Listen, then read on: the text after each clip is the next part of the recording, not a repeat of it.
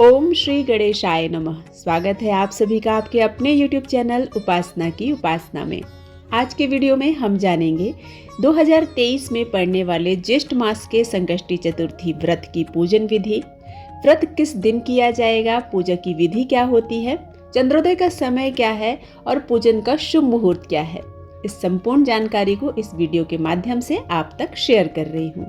ज्येष्ठ मास के कृष्ण पक्ष की चतुर्थी तिथि को एकदंत संकष्टी चतुर्थी के नाम से जाना जाता है। इस दिन भगवान गणेश की पूजा करने वालों के हर कष्ट और दुख दूर होते हैं। साधक को अपार खुशियां प्राप्त होती हैं। भगवान गणपति का एक नाम एकदंत भी है।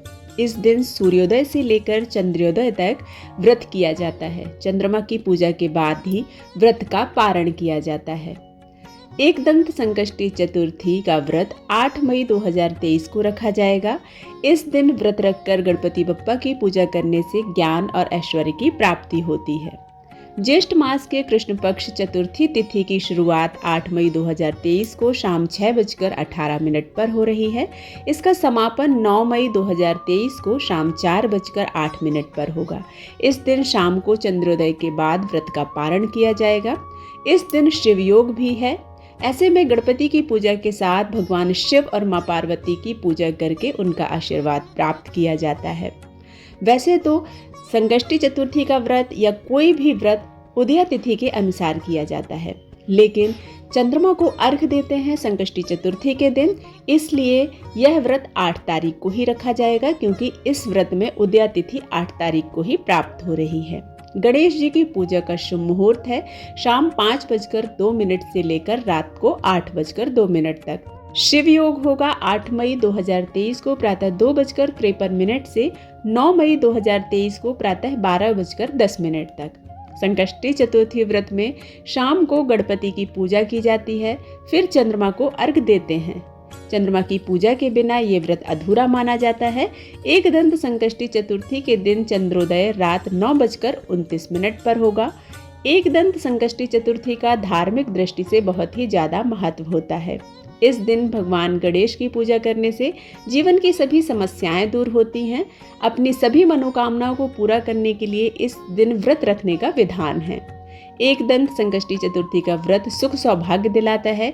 यदि आप संतान प्राप्ति का सुख भोगना चाहते हैं तो इस दिन विधि विधान से भगवान गणेश जी, मां पार्वती और सदाशिव भोलेनाथ की पूजा अवश्य करना चाहिए।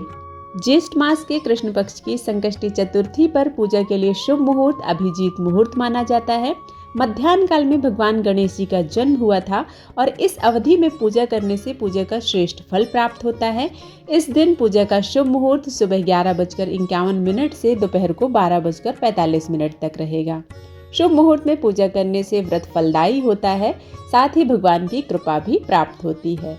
संकष्टी चतुर्थी पर सुबह जल्दी उठकर स्नान आदि से निवृत्त होकर भगवान गणेश जी की पूजा करना चाहिए। पूजा करने के पहले आचमन करना चाहिए, संकल्प लेना चाहिए। हाथ में जल अक्षत पुष्प लेकर भगवान के सामने अपने व्रत का संकल्प लेना चाहिए। इसके बाद इस जल को, अक्षत और पुष्प को भगवान गणेश जी के चरणों में समर्पित करते हुए अपनी मनोकामना कहना चाहिए। इसके बाद व्रत रखने का संकल्प लेने के बाद भगवान गणेश जी की पूजा करना चाहिए। उन्हें हल्दी, रोली, कुमकुम और सिंदूर का टीका अर्पित करना चाहिए। दूर्वा, फूल और लड्डू का भोग लगाना चाहिए। मौसमी फलों का भोग अर्पित करना चाहिए। गणेश जी की पूजा में घी का दीपक ही जलाना चाहिए। गणेश जी की विधि विधान से पूजा करने के बाद उन्हें घी के बने हुए मोतीचूर के लड्डू का भोग लगाना चाहिए, और यदि यह संभव नहीं है तो गुड़ के ऊपर घी रखकर आप भगवान गणेश जी का भोग लगाते हैं और 5 आहुतियों से भगवान गणेश जी के नाम से हवन करते हैं तो आपकी पूजा पूर्ण फल प्रदान करती है। संकष्टी चतुर्थी का व्रत संतान को उत्तम स्वास्थ्य और शतायु प्रदान कर जीवन के हर एक क्षेत्र में विजय प्रदान करता है। पति को उत्तम स्वास्थ्य और शतायु मिलती है।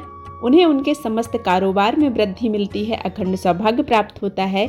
इसलिए विघ्नहर्ता गणेश जी के व्रत को करना चाहिए। और यदि व्रत करना संभव नहीं है, अस्वस्थता के कारण आप व्रत नहीं कर सकते हैं, तो मध्याह्न काल में भगवान गणेश जी की श्रद्धा, निष्ठा और विश्वास के साथ पूजन अवश्य करना चाहिए। गणेश जी को 7 गांठ लगाकर मौली अर्पित करना चाहिए और इसके बाद उस मौली पर रोली, कुमकुम, अक्षत अर्पित कर, धूप दीप अर्पित कर भगवान गणेश जी के चरणों में रख देना चाहिए।